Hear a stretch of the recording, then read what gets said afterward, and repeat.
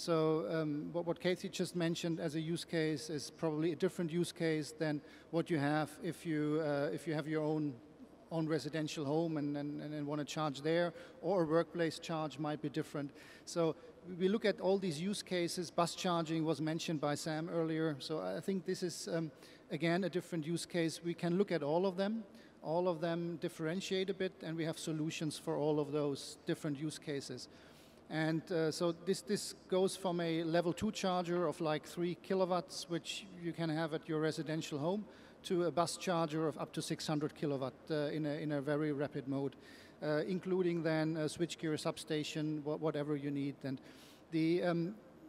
if I look a little bit at the history on how ABB went into that space, there's also a bit of lessons learned in that. Actually, we tried ourselves like 2010, back in 2010, to do some DC fast chargers. We miserably failed. Really. It was like, yeah, we have inverters, we do drives, we do whatever, solar, yeah, just some inverters, put some controls to it, you have a charger. Yeah? So approach which is still happening, which you still see here and there. Yeah? But it turned out that to look at a piece of equipment like a charger is much more than this piece of power conversion.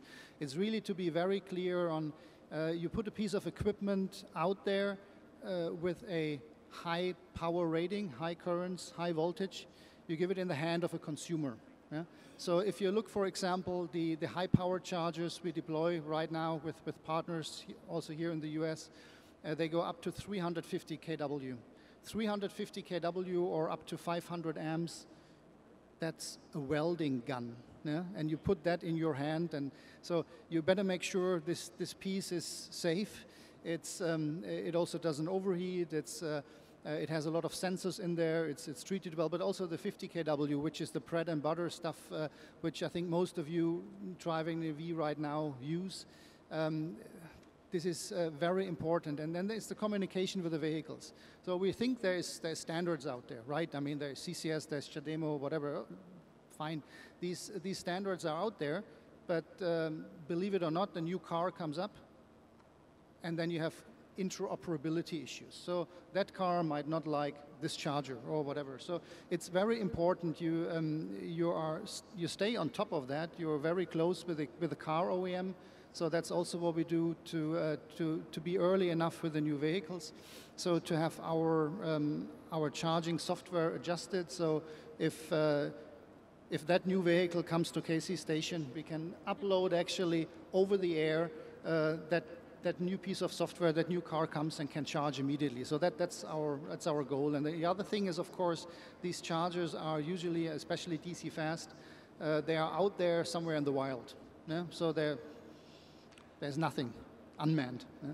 So you want to make sure as well, when you come with your EV and on the last piece of battery you still have, you really want to go there and then want to charge, hopefully it works, because else you're lost.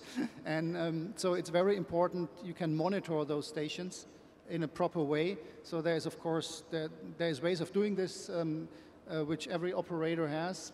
We have something on top of that. They're all cloud connected.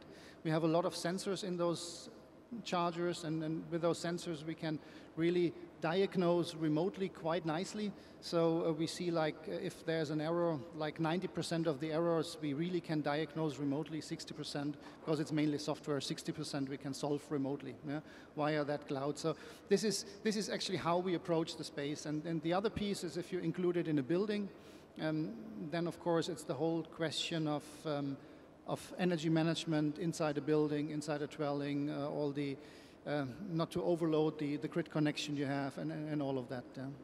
So. Yeah, absolutely. How many EV drivers do we have in the audience? Hold up your hand. Okay. Anybody use the LA Zoo fast charger that DWP installed? Thought would be one of the best locations. But I will say, those fast chargers have had some that didn't work, but I've never had an EVgo one that's out when I go to it. But that information is so important as a driver, because if I literally was on my last few miles on my charge, and plug share was my tool, but somebody hadn't uploaded that fast charger I went to was down. So I was a bit strapped, but I did make it back to the zoo, thank God. All right, Will, to you. You're with the Toyota Mobility Foundation. I know you're not with the automaker itself, but you have some insights to share. I'll just share as a quick sidebar story. Back when I ran a nonprofit called Global Green, we used to put celebrities into hybrid cars to go to the Oscars, and there was one auto manufacturer that lent us some cars, and it was through one of your dealers, Toyota of Hollywood, Mike Sullivan, great guy. But it was a lot of fun, and to get celebrities to show up in your great car, the Prius. So you've had a little experience with integrating electrification into your fleet, and from your role, from the automaker side, what insights can you provide as we look at as vehicle-to-grid connections to what we were just talking about? How do we go the other way, and what other opportunities do you see in this space for electrification from the automaker standpoint? Sure. My answer may take the conversation in a slightly different direction. I think let's start off with e-mobility. I think for us, e-mobility, or within the automotive space, is about electric drive. And that's hybrids, it's battery electrics, plug-ins, and fuel cell vehicles. And if we're talking about the role of the grid and stability, those are kind of key things we particularly in the foundation look at. Resilience, being able to provide the mobility services to broad sectors of society. And so a lot of good comments here about what we've seen with electric vehicles. But then it also raises the question of what is the role of hydrogen in achieving these objectives. We've struggled, I think, and you may get different answers talking to different people, to really find a value proposition in putting the vehicle back to the grid. You can get a lot of value proposition perhaps in moderating the way you charge. It's not clear that you get much without adding a lot of additional risk and complexity going back the other way. The other way we can potentially achieve some of the resilience and robustness we want in the grid is looking at the different scales and how we use the renewables, how we integrate them in. And hydrogen offers a value proposition. Now, it's not an either or, it's a complementary technology, but the ability to use those stranded renewables, complement it with other streams, which may not be wind or solar, biomass, other, and the ability to store these in different quantities and scales adds another layer of robustness and resilience into the mobility system. And that's for light-duty vehicles, but also then potentially, also looking to explore the role of medium and heavy-duty vehicles. So it's a different systemic approach, but we think it offers a lot of value in complementing these, what we think are some of the same objectives of providing clean, reliable, safe, affordable mobility through all segments of society. Matt, if I may, one of the things that we've done at EVgo is with a handful of our stations, we've put in on-site battery storage. Now, what we've done historically is, frankly, do that to shield ourselves from high demand charges from San Diego Gas and Electric in particular. But the next opportunity for us is to actually work collaboratively with the utilities so that we have distributed storage on site. And we don't think about it as vehicle to grid as much as charger to grid. So we have a charger station that can actually absorb extra surplus power during times when it is available, and then give it back, either in terms of raw electrons or frequency regulation, when then that could be helpful to the utility. So we're standing by ready for when that pencils out to be able to contribute to the overall stability, resiliency of the grid. That's great. Jill? Yeah, I think that's a really interesting point, both what Will and Kathy are talking about, because right now, the value proposition, as you point out, on how much can the consumer actually value from selling back to the grid is still questionable, but that's going to change dramatically as we get to a place of 100% carbon-free resources on the grid, where the time of day is going to be very important. So for SCE, we have installed over 1,250 chargers in the last 18 months on light duty, mostly level 2 chargers, and all of those are in a demand response program so that we can dial down the charging. But what Kathy's doing with storage on site is really going to offer her an opportunity to have a whole different pricing structure for customers, because there are going to be times of day where electricity is going to be dramatically cheaper than other times of day, and having either the battery stationary or an aggregate control over the batteries that are in the vehicles available to you is going to allow really more value to be passed on to the drivers. One other point that many folks don't know is that already in California, where we have duck curve challenges and we have surplus renewables at certain times of the day, the use patterns of our drivers allow us to be consuming power at those high supply times. And it's what has gone from a theoretical challenge as the independent system operator looks at, oh my gosh, what's going to happen? We're going to have to curtail, to actually EV charging is going to help us deal with that. Right. Yeah. The analysis showing that the more EV penetration we have, the greater renewable energy integration we can have into the grid. Of course, you got to have the storage aspect figured out. So I think we've hit on some things that are really challenges and opportunities for acceleration of adoption of EVs. We hit on one here, which is demand charges. So I'm going to ask basically all of you to think about what's the challenge and opportunity that either keeps you up at night or you're most excited about when you wake up in the morning. So I think demand charges are one. And the future of charging is inductive charging real. Do we need more public advertising like the Lowe's and what's going on there? What is the future of fuel cells? You touched on that, but are some have given up on fuel cells in the OEM space for passenger mobility at least. And then I think the final question is really incentives. I mean, you've shifted some of your incentives in the UK. So with that, I think I'm just going to open it up to whoever wants to jump in. So what keeps you up at night, or what gets you up in the morning? So one of the things I would say is I think on infrastructure, we think that there's sort of two infrastructures you need. There's the infrastructure you need to sell the cars, which is a visible infrastructure people can see and be confident they can buy the vehicle, so it's all new to them. Probably won't use it, but they want to know it's there. Then there's infrastructure you actually need for people to actually use, and they are two very different things. And so we're racing to try and get the visible infrastructure as fast as we possibly can, which is generally rapid charge points on our strategic road networks. They're highly visible. People can make those long journeys. It's probably not, ubiquitous on-street charging at quite low power. What they're actually going to do is they're going to charge at home if they possibly can, because it's like a mobile phone. It's a bit low. You come home, you plug it in, you wake up in the morning, it's 100%. That's how you use an EV. I've got an EV. That's how I use an EV. I've used public charging twice in 4 years because I have off-street parking, so I'm very, very lucky. In the UK, 60% of our homes have got off-street parking, so we can sell an awful lot of cars to those people straight away. What the issue, for me, it seems, is those people without off-street parking, they're going to be beholden to possibly to third parties who will charge them more for their energy. So there's an equity issue. The rich people who've got off-street parking will be access to low-cost electricity. The people who haven't got off-street parking have to pay more for the mobility going forward. And that's a really tricky issue to solve going forward. So that keeps me up a little bit. What keeps you up at night or wakes you up in the morning? Anyone? A lot of things keep me up at night, but I think you touched on one of them, the equity issue. I think, look, this is a serious challenge. We're talking about climate sustainability, or even just solving these broad mobility problems. And it's not about partial transition. What keeps me up is how do we achieve complete transition in a time frame that actually matters, in a way that is equitable and encompasses the needs of the 7+ billion citizens on this planet, because there's a tremendous amount of heterogeneity to achieve that. And we're here talking about mobility, but I think we need to think about how does mobility and the energy sources that we need for mobility tie into the other sectors of society as well, because solving the mobility problem isn't going to stop the sustainability issue. If we're serious about climate, it's not about reducing the rate of carbon into the atmosphere, it's about getting it to zero.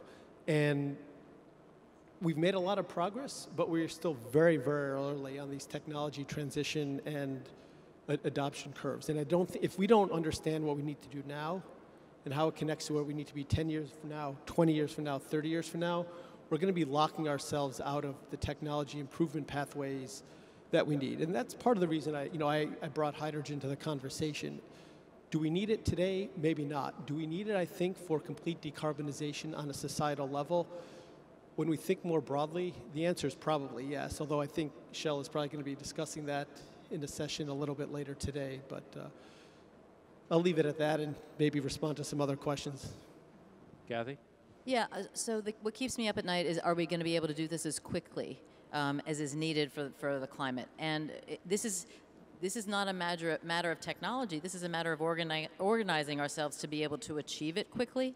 I mean, for us, as I say, in Los Angeles and San Francisco, we need to move more quickly, and that means we need to have utilities move quickly on saying, okay, this works for our system. We need to have site hosts say, we're delighted to have these things there. So that's at a micro level.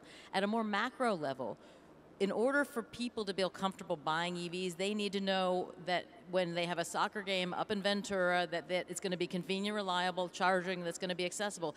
And that's California. Think about if you're in Washington, D.C. or Boston. I mean, we have to get more out there.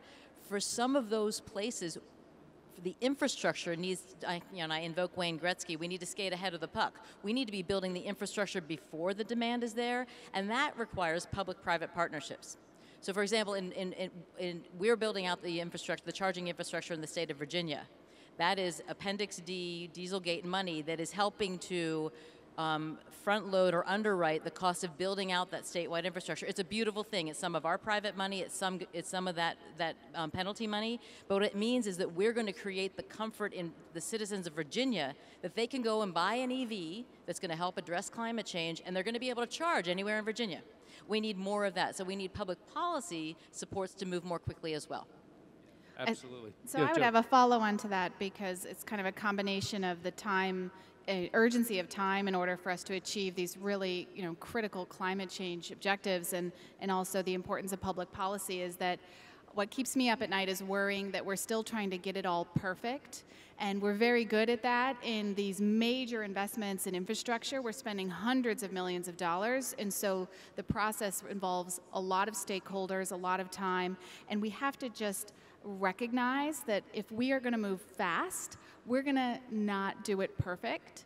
And that's okay. And as a utility, that's an adjustment. That's a culture change for us. Sure is. Yes. It's not a culture that you would normally embrace. Failing forward is not one you really talk about inside a utility. But we have to. And what's interesting, and I think really encouraging along that front, is in California, we've been doing pilots on electric vehicles for many years. But these are big pilots, right? We did a $20 million, 1,200 vehicle charging port pilot. And now we're talking about doing $700 million for more light duty to get to 48,000 chargers in our service area in the next 5 years. We have to just go and be able to iterate and learn along the way. Yeah, absolutely. Before I turn it to you for the final comment, hopefully we have time for one, maybe two questions from the audience. We've touched mostly in the passenger mobility side and the need to move quickly and the speed and the coordination and collaboration required. We're certainly looking at that in the partnership I've talked about. One thing we're working with that I'll tease here, but we've touched on is we're working with Christopher Hawthorne, the Chief Design Officer for Mayor Garcetti, and this is not an official announcement. We will be announcing a design competition that thinks about, all right, if we're moving towards electrification, what do the gas station land use look like? What does the interface look like? Autonomous future, but also truck stops. What do goods movement charging infrastructure look like? What's the user experience? If you've got to be there for 5 minutes, you're not at a big box store, what is it's a place you can get out of your car or your truck. So all these things we're thinking about from a land use perspective, design perspective, and a user perspective. So Frank, I want to turn it to you for the last bit of this round. Thank you, Matt. What keeps me up actually is the question with all we do here. I mean, all this investment all of us are taking. Do the OEMs, the car OEMs, is it for them really an honest change, at least for the incumbent ones, or is it still kind of an alibi? Yeah? And I'm not from here locally, so I'm more European based, but this is at least what I see partially. It's this defending of the existing industry, and as long as we still have a bit that mindset, of course, it's communicated completely different. Yeah? But if you look inside, it's not. Yeah? And so this is something I really would like to see that change, and so that this investment pays off. One other point, I just need to do a small correction, because you said the future of charging infrastructure is wireless. No, I don't think so. Thank you. Very clear from my side. You heard it here. So I know there's a few folks here doing that. So sorry, but I think it's nice for a toothbrush. It's for a car. I don't see it yet. I mean, probably when the standards evolve, that this is unified on the standards and fine. But right now, this is not happening. It's simply not standardized and based on efficiency, cost, etc. I don't see it. So I see the future really more on the conductive side. Probably not like we do it now with liquid cooled and all the hassle, but this is what we need now to do it. probably more automated but conductive. Yeah, interesting insight, because as we talk about the future, even when I was in the city, when we deploy all this additional electrical infrastructure to where the charging stations are, you're hoping that installed capacity can adapt and evolve for the autonomous future as well. So that helps a little bit there. Thank you. Can I just pick up Frank's point about the auto sector? There's a great slide which the ICCT tweeted out recently showing the public commitments of VMs on electrification, which is this massive stack bar chart for 2025, and then the regulatory requirements globally, which is about half the size. So the same OEMs that are basically making these public pronouncements about how they're electrifying their fleets really fast are negotiating like crazy to get the weakest possible regulation in international fora. I mean, I know a lot of these guys, and I've known them for a number of years, but they are saying one thing to one constituency and something quite different to another. And many of them are still stuck in internal combustion engine mindset. I want to prolong that investment for as long as possible. Go ahead. You're the OEM representative, even though you're with the Mobility Foundation. Feel free to respond. Well, I didn't actually hear his comment, okay. but I did hear your question, on what about the gas stations, right? I think the answer is, and we can have our own ideas, but the best thing to do is actually talk to them, which is what we've done. Yeah. And just like the public who needs mobility in countries, there's a lot of heterogeneity. You've got the large-scale convenience stores with multiple outlets. You've got the mom and pops on the corner. They tend to serve a different function, potentially within their community, and where the revenue comes from the owners. It's an open question, but I think they can have a role to play moving forward. And not just, if it's hydrogen, right, you could sort of see the swap. But even within the EV space, there's likely a role as well, particularly as we think about, and it's an open question as to what fraction might be the shared and autonomous fleets in the time frame that we take to get there, but they have to be maintained and fueled or recharged somewhere. And so part of what we're also trying to think about is, the urban design, the suburban design. How do we use space and the businesses to support it in a way that supports and enables the transition to provide these mobility services? So this isn't going to happen overnight, but we've been talking and thinking about the role that they play. And if we do it right, they can continue to be anchors in the community. If we do it wrong, we may lose valuable sort of opportunity to service and provide mobility within the community. So, thank you. It's an interesting point, because when we think about the electric future, that's where you might think the autonomous future. We think about parking lots being freed up for housing and whatnot. So these are important conversations. I think we might have time for one question. Anybody from the audience would like to join in the dialogue? Right there in the center. Speak up loud. We'll try to hear you.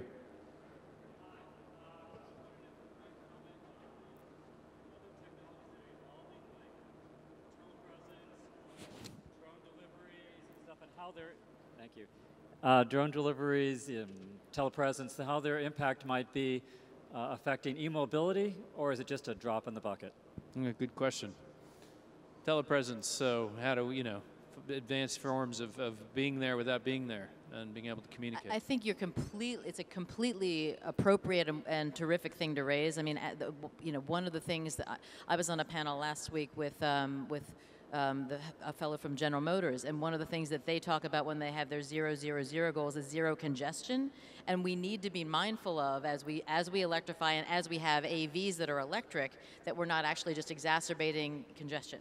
And so the notion of actually having drone deliveries and having telepresence so people don't need to go be there in person is an incredibly important part of the equation. I'm not sure that we on this panel are spending enough time thinking about it, but it's I support the comment. Yeah, I mean, I think, as I alluded to before, if you look at electrification in isolation, you're really going to miss what's happening. There's a bunch of simultaneous changes happening at the same time around electrification, but also around autonomy, around new business models, around demographics, and about consumer choices. And the whole kaleidoscope has been shaken. So it's really difficult now to see very clearly what the future's going to look like. And electrifying a car doesn't get it off the naughty step completely. It's still taking up 8 square meters of road space with occupancy of 1.2. And I look around LA, which is a fantastic city, but boy, there are a lot of cars here. Blimey. Car capital of the world, as far as we're known. It's a factor, but I think if we're also honest, aspects of this have incorporated ourselves into the workplace now, right? People telecommute, they work from home. We do a lot through webinars, WebEx now. It hasn't solved the congestion issue on the roads. So and people still want to go to events.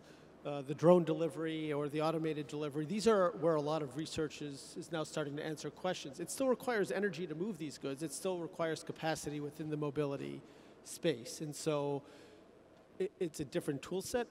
But the extent that it might alleviate some issues, that capacity may end up getting consumed by population growth and other activities that humans want. So we have to be very careful about, again, how we think about it. Another worthwhile, I think, urban planning, suburban planning study. Yeah, a lot of exciting stuff here. Well, I think we're at time. I just want to please give a round of applause to this great panel and this fascinating conversation we've been able to have. Thank you very much.